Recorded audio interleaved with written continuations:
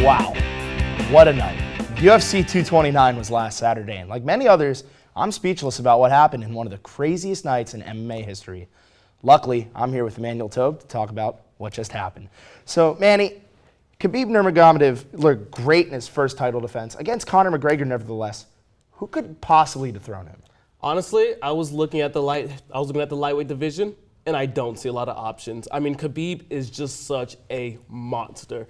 I mean, he's good. He's a good stand-in fighter, but really, he's one of the best ground control fighters I've seen in my life. I mean, compared to someone who is expert at boxing as Conor McGregor is, he kept him on the ground the entire time. Never really got much offense in at all. So what needs to happen in order for someone to beat Khabib is they have to be a great boxer, kind of like how McGregor was, but their standing defense needs to be impressive. Like, they have to be able to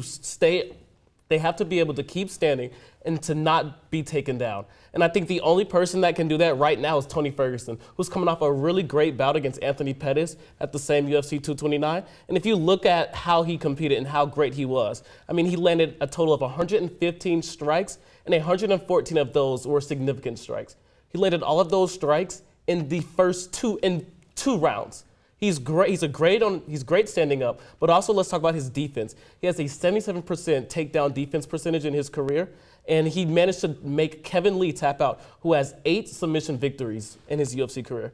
I mean, if you look at Tony Ferguson, I think if anyone can stop Khabib, and I don't think there's a lot of people, I think it's Ferguson. If he wrestled bears as a kid, it's going to be hard to dethrone him, especially when he's on a roll like this.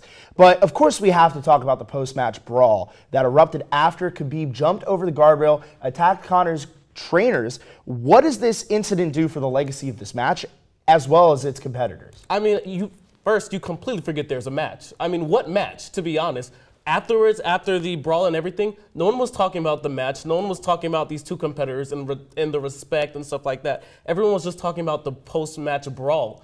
And to me, all it does is just make you forget about the match, and it's just a huge blemish on UFC. You ever thought and about what they want to do? If it could have been scripted? Could have been, a little shade of WWE in there? It's definitely not scripted. But I think what we will see, I think this will definitely have a huge impact on UFC as a sport going forward. I think we have to watch how UFC punishes Khabib. And I think if they choose not to punish him, just give him a slap on the wrist and stuff like that, then we'll see them go towards, I wouldn't say scripted, but go towards, these choreographed post-match antics, the trash talk and things like that. And it'll be great for the sport because it'll give them a lot of revenue. But I think if you're talking about like the legacy, and if you're talking about, the respect that, people have for the sport of UFC and for MMA as a whole, I think it'll definitely diminish. They already said that they could have had McGregor press charges, chose not to. They didn't award Khabib the belt after the match because of that. They just declared him the winner. What does this mean for Conor next? How does McGregor recover after this? Well, I think McGregor, for one, has to. He's been wanting a rematch of Khabib. He should not get a rematch. I think he has to go back down the ladder a little bit. As I mentioned, Tony Ferguson, he's now the number 1 contender for the lightweight after beating Anthony Pettis. So I think for McGregor, I think he goes down the ladder.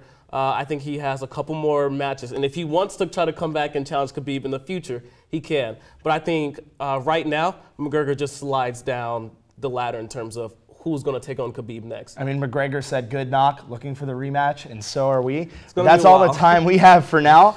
When we return, I'll be joined by Matt to talk about one of the most entertaining athletes in the NFL, Jalen Ramsey.